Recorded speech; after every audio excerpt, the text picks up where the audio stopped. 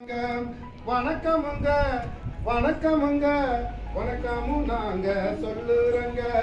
பெரியாறு மணியம்மையில் முன்னாள் மாணவர்கள், பெரியாறு மணியம்மையில் முன்னாள் மாணவர்கள் பொன்விழாவை கொண்டாட்டத்தில், பொன்விழாவை கொண்டாட்டத்தில் அன்போடு உங்களை அழைக்கிறோமே.